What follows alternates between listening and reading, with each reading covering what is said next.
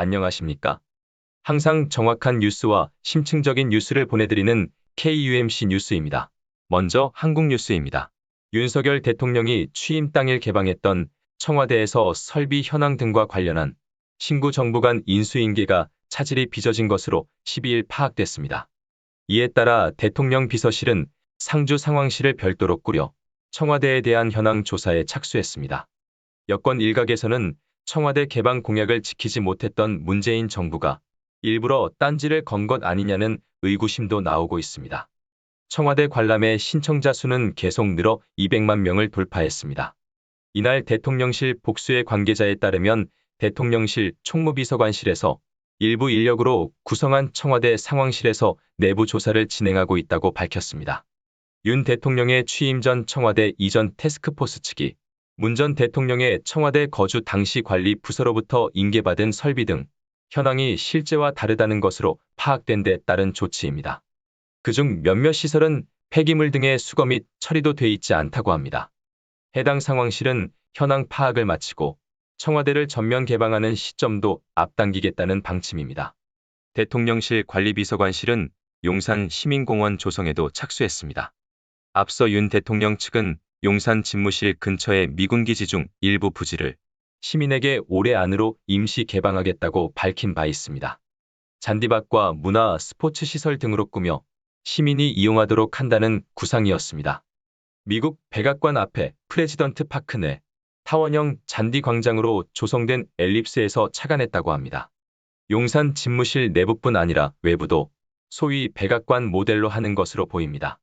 한편 대통령실에 따르면 청와대 관람 신청자 수는 12일 0시 기준 231만 2,740명으로 집계됐습니다. 국민 25명 중 1명꼴입니다.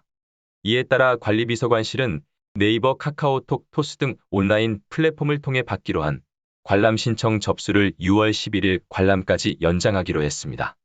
관람에 쾌적한 환경을 위해 2시간 단위별 6,500명씩으로 하루 총 39,000명 입장 형태는 유지하기로 했습니다.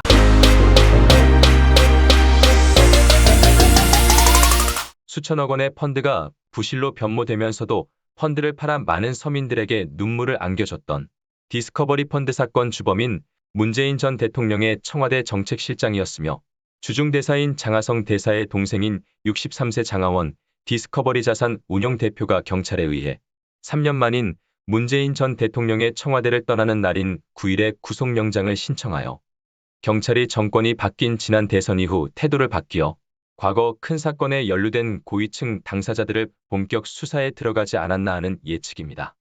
9일 경찰에 따르면 서울경찰청 금융범죄수사대는 지난 6일 장 대표에 대해 특정경제범죄 가중처벌법상 사기 및 자본시장법 위반 등 혐의로 구속영장을 신청했습니다. 검찰은 장 대표에 대한 영장 청구 여부를 검토하고 있는 것으로 알려졌습니다. 경찰 관계자는 이날 정례 기자간담회에서 장 대표 소환 조사 이후 계속 수사를 진행해왔고 대상자에 대한 신병 처리 단계가 왔다고 판단했다며 여러 의혹에 대한 조사도 필요했고 시기적으로 적정하다고 봤다고 설명했습니다. 한편 디스커버리 펀드 투자 의혹을 받고 있는 김상조 60전 청와대 정책실장, 최이버 전 의원 등 윗선 개입에 대해선 관련자 조사 여부를 검토하고 있다며 이번 장 대표에 대한 영장 신청도 이와 맞물려서 하게 된 것이라고 전했습니다. 경찰에 따르면 장 대표는 지난 2016년 디스커버리 자산운용을 설립하고 기업은행과 하나은행 등 시중은행과 증권사를 통해 디스커버리 펀드를 판매했습니다. 그러나 2019년 4월 이 펀드를 운용하던 미국 자산운용사인 다이렉트 랜딩 인베스트먼트 DLI가 실제 수익률과 투자 자산 가치 등을 허위 보고했다는 사실이 미국 증권거래위원회에 적발되면서 2,562억 원 상당의 펀드 환매가 중단됐습니다. 이 사태로 많은 투자자들이 막대한 손해를 입자 경찰은 지난해 7월 장 대표를 출국 금지한 뒤 디스커버리 자산운용 본사 등을 압수수색했습니다. 이어 펀드를 판매한 하나은행과 IBK기업은행, 한국투자증권, 하나금융투자본사를 연달아 압수수색했습니다. 경찰은 이 과정에서 투자자 명단과 투자액 등이 적힌 파일을 확보했고 장 대표의 친형인 장하성 주중대사 부부가 가족 명의로 60억 원을 펀드에 투자한 내용과 김 전 실장이 4억여 원을 펀드에 투자한 사실을 확인했습니다. 이후 경찰은 장 대표를 피의자 신분으로 3차례 불러 조사했습니다. 경찰은 장 대표가 펀드 판매를 통한 수익이 없는 상태에서 신규 투자자가 낸 투자금을 기존 투자자 수익금으로 지급하는 이른바 폰지 사기 수법을 사용했는지 여부를 조사한 것으로 알려졌습니다. 한편 디스커버리 펀드 투자 피해자들과 시민단체는 펀드 판매사들이 펀드의 위험성을 충분히 고지하지 않았다며 판매은행과 증권사들에게 100% 보상을 요구하고 있습니다. 또 해당 펀드에 투자한 장하성 주중 대사 부부와 김 전 실장에게 투자 내용을 밝힐 것을 촉구했습니다. 특히 장 대표가 생긴 지 얼마 되지 않은 자산운용사였지만 장하성 동생 펀드로 알려졌고 국책은행인 기업은행이 이 펀드를 적극적으로 소비자들에게 판매해 화제가 됐었습니다. 문재인 정부 실세들이 사건의 등장에 논란이 커지는 데 비해 경찰 수사 속도가 느려 의혹이 더 커졌습니다. 이후 경찰은 금년 2월 처음 장 대표를 소환 조사한 데 이어 5월 구속영장을 신청했습니다. 사건 발생 이후 약 3년 만이고 내사 이후로 쳐도 1년이나 걸렸습니다. 특히 이번 구속영장 신청을 두고도 대선 결과를 감안해 영장 신청을 계속 미뤘던 것 아니냐는 의혹도 나오고 있습니다. 그러나 경찰 관계자는 정치적 고려 없이 수사 속도에 맞춰서 한 것뿐이라고 부인했습니다. 시진핑 중국 국가주석이 윤석열 대통령 취임 축하 사절단을 통해 방중을 환영한다며 초청의 뜻을 밝혔다고 발표했습니다. 윤 대통령은 10일 취임식을 마친 뒤 서울 용산 대통령 집무실에서 외국 경축 사절단을 잇따라 접견했습니다. 시 주석의 최측근인 왕치산 국가부주석은 이날 오후 5시 30분 윤 대통령을 접견한 자리에서 시 주석은 윤 대통령이 양측이 편리한 시기에 중국을 방문하는 것을 환영하고 초청한다고 전했다고 밝혔습니다. 이어 윤 대통령 당선 후 시진핑 주석은 당선 축하 축전을 보냈고 윤 대통령과도 통화를 했다고 밝혔습니다. 왕 부주석이 시 주석의 초청 의사를 전하고 양국 최고 지도자 간 통화를 부각한 것은 한미 간 가속화하는 밀착 행보를 견제하려는 의도로 해석되고 있습니다. 윤 대통령은 이날 오후 1시 30분 미국 사절단으로 방한한 카멀라 해리스 부통령의 남편인 일명 세컨드 젠틀맨 더글러스 에모프와 마티 월시 노동부 장관 등을 접견했습니다. 또 오후 2시 10분에는 하야시 요시마사 외무상이 함께한 일본 사절단을 만났습니다. 일본 외무상의 방한은 2018년 6월 고노다로 외상 이후 4년 만에 처음입니다. 사절단이 전달한 기시다 후미오 총리 친서에는 한 일간 장애물을 제거하고 전체적인 관계 개선으로 이어갈 수 있도록 리더십을 기대한다고 밝히고 양국 간 협력을 강조하는 내용이 포함된 것으로 알려졌습니다. 우크라이나 국제의용군으로 참전했다 귀국한 한국의용군이 현장의 처참한 상황을 전했습니다. JTBC는 9일 우크라이나에서 직접 전투하다 돌아온 A씨와의 인터뷰를 보도했습니다.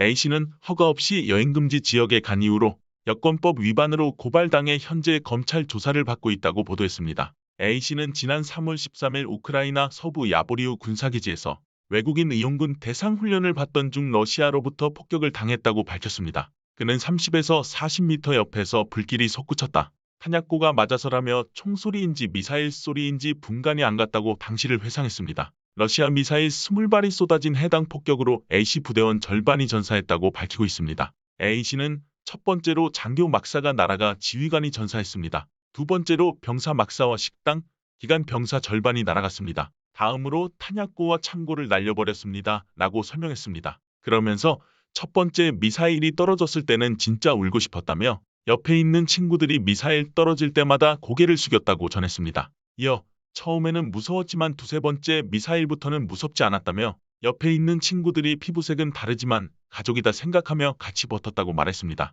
A씨는 우크라이나 국제의용군으로 참전한 이유에 대해 민주주의를 지키고 싶었기 때문이라고 밝혔습니다. 그러면서 대한민국 사람이면 당연히 러시아보다는 우크라이나 쪽에 동정표가 가지 않을까. 민주주의 국가가 침략을 당했으니 라고 말했습니다. 그는 우리 국민으로서 법을 존중한다면서도 거주 이전과 양심의 자유를 제한받았다며 여권법 조항에 대해 헌법소원을 낸 것으로 알려졌습니다.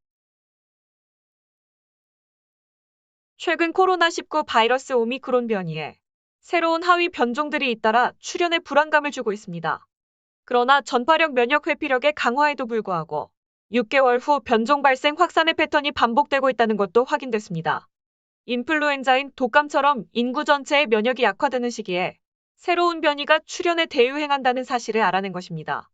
특정 시기의 연령층 등에 대한 집중적인 백신 예방 접종 등을 통해 방어할 수 있는 엔데믹화인 즉 풍토병화로 이어질 수 있을지 주목되고 있습니다. 9일 국제학술지 네이처에 따르면 최근 오미크론 하위 변종 BA4, BA5가 잇따라 출현해 감염자 수가 다시 급증하고 있는 남아프리카 공화국과 미국 등 북미 지역의 과학자들이 이 같은 연구 결과를 잇따라 내놓고 있습니다. 실제 최근 출현한 오미크론 하위 변종 BA4, BA5 바이러스의 경우 기존 오리지널에 비해 좀 더 전파가 빠르고 인간의 면역 체계를 회피하는 능력이 강해지긴 했습니다. 그러나 이전 오미크론 변이의 감염 및 백신 접종에 의해 형성된 높은 수준의 면역력이 중증화를 막아주면서 남아공 등의 지역은 감염자 증가에도 불구하고 중증화 입원율은 그리 심각한 수준이 아닙니다. 과학자들은 되레 이번 하위 변종들의 출현으로 코로나19 바이러스의 진화가 생존을 위해 일정한 기간이 지나면 새로운 변이를 만들어내 감염을 확산시키는 시기에 예측 가능한 패턴으로 정착하기 시작했을 수 있다고 보고 있습니다. 남아공 과학자들은 BA4, BA5 등 최근의 코로나19 하위 변이들이 지난해 12월 중순, 올해 1월 초쯤 각각 발생했으며 이후 확산돼 주종으로 급격히 부각되고 있다고 보고 있습니다. 현재 남아공에서 보고되고 있는 환자의 60에서 75%가 이 변종들에 의해 감염된 것으로 파악되고 있습니다. 그러나 다행스럽게도 이 같은 새로운 하위 변종들은 이전 변이들보다 병증의 강도가 심하지는 않습니다. 남아공의 경우 최근 매일 5,000명 이상의 감염자가 발생해 지난 4월 초 1,200명대보다 급증하긴 했습니다. 그러나 입원 환자 수는 지난 4월 초 2,000명대 이하를 유지하다 최근 들어 약간 늘어난 정도입니다. 올리베이라 교수는 아직까지 새 하위 변종들이 남아공의 의료 시스템에 압력을 가하고 있다고 말하기엔 이르다면서 병원이 비어있고 국민들도 높은 수준의 면역력을 갖고 있는 상태라고 말했습니다. 전문가들은 코로나19 바이러스가 이처럼 주기적으로 변종을 만들어내는 시계 경로로 진화를 계속한다면 독감과 같은 다른 호흡기 바이러스의 경로를 따라갈 것으로 예상하고 있습니다. 즉, 인구 전체의 면역력이 약화될 때마다 주기적으로 감염 확산이 발생하는 순환주기를 갖게 된다는 것입니다. 또 앞으로도 수많은 코로나19 바이러스들의 변종들도 출현하게 될 전망입니다. 코로나19 바이러스의 각 변이들은 유전적으로 거리가 먼 종들이었기 때문입니다. 예컨대 오미크론 계열의 변종들에게 인류가 충분한 면역력을 갖추게 될 경우 다른 유전 계통인 델타 변이의 후손들이 순식간에 나타나 우세종이 될 수도 있습니다.